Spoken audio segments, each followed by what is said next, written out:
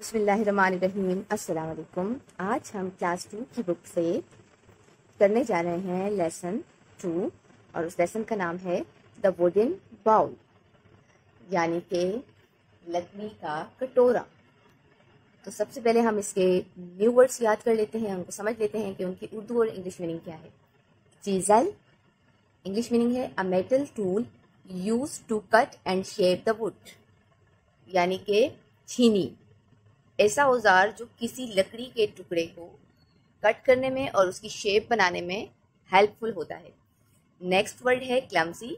Clumsy की English meaning है lacking skill और ग्रेस ऑकवर्ड, यानी कि भद्दा होना। कोई इंसान जो कि बेढंगा हो, भद्दा हो, या उसकी स्किल्स इतनी ज़्यादा डेवलप्ड ना हो कि वो किसी भी काम को सही तरीके से कर सके। और नेक्स्ट वर्ड है कंप्लेन। कंप्लेन का मतलब है to say you are unhappy about something, किसी की शिकायत करना। जब आप किसी से नाराज़ होते हैं या कोई आपको परेशान कर रहा होता है तो आपको उससे शिकायत होती है, गिला होता है, उसके लिए वर्ड है कंप्लेन। नेक्स्ट वर्ड है कपल। कपल की इंग्लिश मीनिंग है two people who are married, यानी कि दो ऐसे इंसान जिनकी शादी हो गई हो। मियाँ बीवी का रिश्ता जो होता है उसके लिए हम क्या यूज कर रहे होते हैं, वर्ड कपल। नेक्स्ट वर्ड है अर्नड। अर्न की इंग्लिश मीनिंग है received money for work done, यानी कि कोई काम करके, मजदूरी करके, जॉब करके पैसे हासिल करना। फेच। फेच का मतलब है to go after and bring back something और समबडी, किसी भी चीज या किसी भी इंसान को लेकर आना या ले जाना, या फिर किसी चीज को ले आना फिर उसको वापस रख देना, इसके लिए वर्ड यूज होता है फेच। नेक्स्ट वर्ड है नोड ऑफ। नोड ऑफ का इंग्लिश मीनिंग है टू गो टू स्लीप, यानी कि बैठे बैठे सो जाना, ऊँघना। अब हम आ जाते हैं इस लेसन की तरफ। इसकी रीडिंग के साथ साथ हम इसकी ट्रांसलेशन भी कर लेंगे। सो स्टार्ट करते हैं। Once upon a time in a small town in Germany there lived a man called Kurt. एक दफ़ा का जिक्र है या एक अरसे की बात है या एक ज़माने की बात है। एक छोटे से टाउन जर्मनी में एक आदमी रहता था जिसको कुर्त कहा जाता था, यानी कि उसका नाम कुर्त था। He lived with his son मैनफर्ड and his daughter-in-law टेकला। वो अपने बेटे मैनफर्ड और अपनी बहू टेकला के साथ रहता था। They all shared a little old house at the end of a quiet street in the middle of the town. कस्बे के दरमियान में खामोश गली जो थी उसके एंड पर उनका पुराना सा घर था जिसे वो शेयर करते थे, आपस में मिलके उसमें रहते थे। Manford was a carpenter and spent all his time in a workshop next to the house. Manford एक लकड़ी का काम करने वाला इंसान है, कारपेंटर है, यानी कि वो लकड़ी से फर्नीचर बनाने वाला इंसान है, और वो अपना सारा टाइम वर्कशॉप में स्पेंड करता है, वहीं पर गुजारता है। और वो वर्कशॉप कहाँ है, उसके घर के अगले वाले हिस्से की तरफ। He had learned carpentry from his father, who had been a famous carpenter in his days. मैनफर्ड ने कारपेंट्री का जो काम है अपने फादर से सीखा। उसके फादर का नाम क्या है, कुर्ट, उससे सीखा। कुर्ट जो है अपने वक्त का बहुत ही मशहूर कारपेंटर था। Kurt had taught his son well and the son earned a good living. Kurt ने अपने बेटे को बहुत अच्छे तरीके से सिखाया और अब उसका बेटा बहुत अच्छे से इस काम से पैसे कमा रहा है। He made furniture for the people of the town. वो इलाके के लोगों के लिए फर्नीचर बनाता था। And from time to time he did some carving. और वक्त गुजरने के साथ साथ उसने संगतराशी भी करना शुरू कर दी, यानी पत्थरों से भी चीज़ों को बनाना और तराशना शुरू कर दिया। The young couple, Manford and Tekla, had a son called William. इस नौजवान कपल मैनफर्ड और टेकला का एक बेटा है जिसे विल्हेम कहते थे। The boy liked to sit in the workshop and watch his father. उस बच्चे को वर्कशॉप में बैठकर अपने अब्बू को काम करते हुए देखना पसंद था। As he grew older, He helped his father by fetching and carrying things. जैसे वो बड़ा होने लगा उसने अपने अब्बू की चीज़ों को लेकर आने और ले जाने में मदद करना शुरू कर दी. He learned to clean the tools and to take care of them. उसने औजारों को साफ करना और उनका ख्याल रखना सीख लिया था. He learned how to use a saw and a hammer and a chisel. उसने आरी, हथौड़ी और छीनी के इस्तेमाल का तरीका सीख लिया था. And his grandfather taught him to carve wood into wonderful shape. और उसके जो दादा हैं उसने उसे लकड़ी को कर्व करना और उसकी खूबसूरत सी शेप बनाना भी सिखा दिया था. The grandfather was very old now and getting older every day. Grandfather अब बहुत बूढ़े हो चुके थे और हर गुजरते दिन के साथ मज़ीद बूढ़े हो रहे थे. He was not very strong. His eyes were dim and he could not see well. अब वो सेहतमंद ताकतवर नहीं रहे थे. अब उनकी जो नज़र है वो भी कमज़ोर हो गई थी. आंखें उनकी धंस गई थी और अब वो हर चीज़ को सही तरीके से नहीं देख सकते थे. Sometimes his hands shook and sometimes he sat in a chair and nodded off. कभी कभी उनके हाथ कँपने लग जाते और कभी वो चेयर पर बैठे बैठे ऊँघने लग जाते. In the evening, when they all sat down to dinner at the table, Manfred and Tekla used to get angry with the old grandfather. शाम के वक्त में जब वो सारे डिनर टेबल पर बैठे, मैनफर्ड और टेकला ने हमेशा की तरह ग्रैंडफादर पर गुस्सा करना शुरू कर दिया.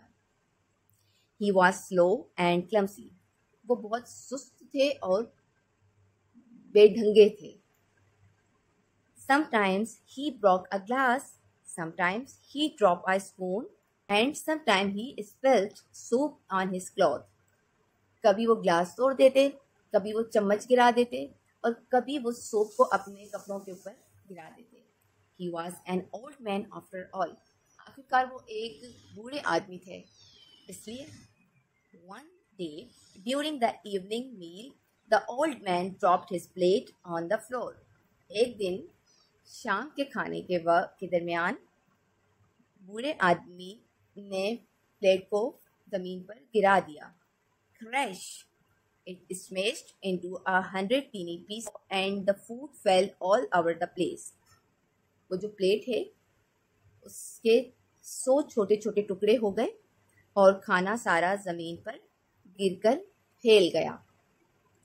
Tekla and Manfred began to clean up the floor. टेकला और उसके जो शोहर है मैनफर्ड, उन्होंने ज़मीन को, फ्लोर को साफ करना शुरू कर दिया. But how angry they were, लेकिन वो बहुत गुस्से में थे.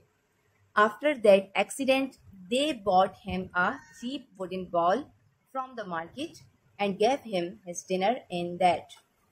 इसके बाद, इस हादसे के बाद, उन्होंने उस बूढ़े आदमी यानी कि ग्रैंडफादर के लिए एक सस्ता सा लकड़ी का प्याला खरीदा मार्केट से और उन्हें खाना जो है उसी में देना शुरू कर दिया. They made the old man sit by himself in the corner of the room to eat his food. और उन्होंने उसके अपने ही कमरे में उसके खाने के लिए बैठने की जगह बना दी. The old man was sad and kept quiet and did not complain.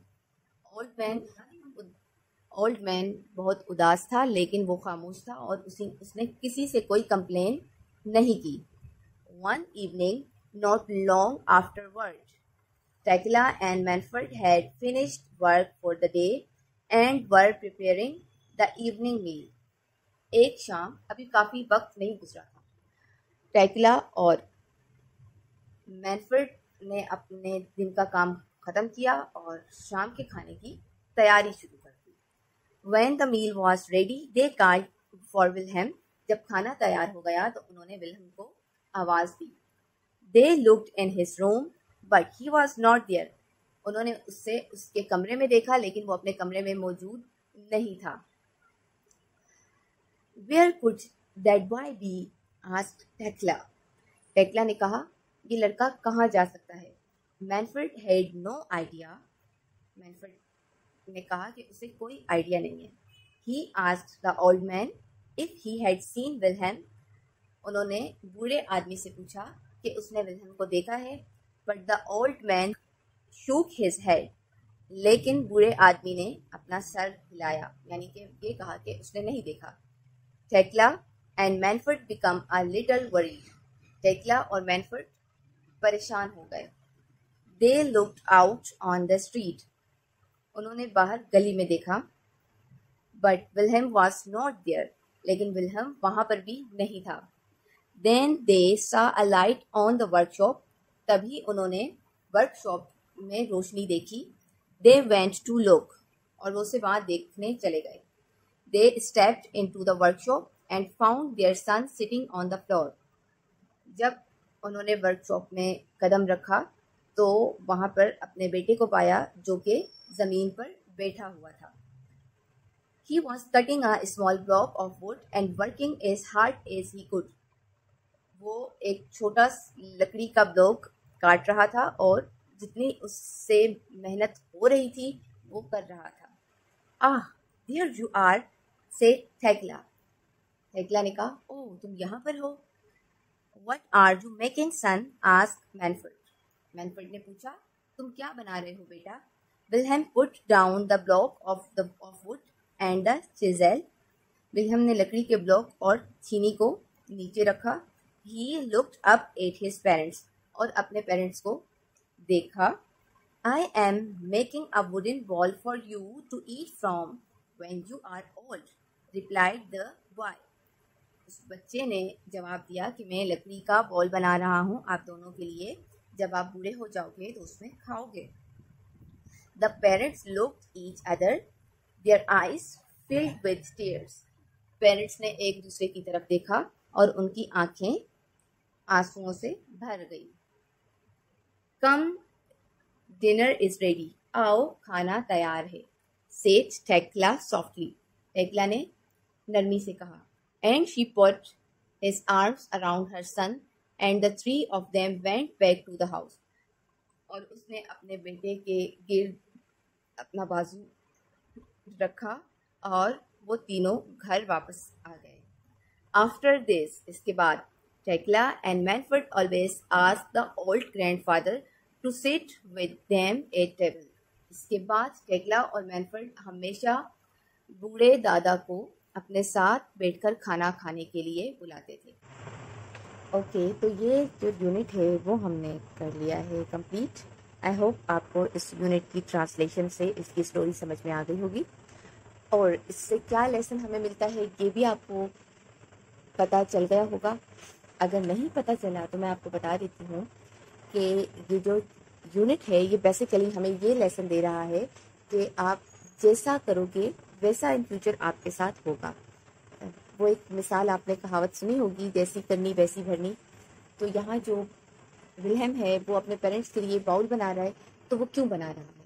क्योंकि उसके पेरेंट्स ने ग्रैंडफादर के साथ यानी कि अपने पेरेंट्स के साथ अच्छा बिहेवियर नहीं किया, तो वो भी सेम डिश देख रहा है, वही सीख रहा है और वो भी इन फ्यूचर वैसा ही कॉपी करने वाला है। लेकिन जब उसने ये एक्ट करने का सोचा और उसके पेरेंट्स ने उसको इस तरह से देखा तो उन्हें भी उसके एक्ट से लेसन मिला कि हमें अपने बड़ों के साथ बहुत नाइसली बिहेव करना चाहिए, वरना अगर हम उनके साथ अच्छा बिहेव नहीं करेंगे तो इन फ्यूचर हमारे साथ भी हमारे बच्चे बुरा बिहेव करेंगे।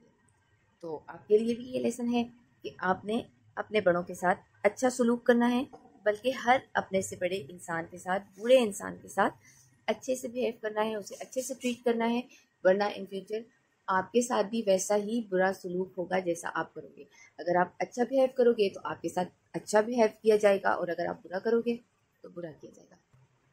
नेक्स्ट वीडियो में हम इसकी कंप्रीहेंशन करेंगे और इसकी जितनी भी बाकिया एक्सरसाइज हैं वो सारी हम इंशाल्लाह आगे वीडियो बनाऊंगी मैं, उसमें आप ज़रूर उसको देखिएगा, आपको समझ आ जाएगी और आपको ये चैप्टर जो है कम्प्लीटली कंप्रीहेंड हो जाएगा। इसी के साथ एंड मैं आपसे कहूँगी कि वीडियो को लाइक कर दें और चैनल को कर दें सब्सक्राइब। अल्लाह हाफिज़।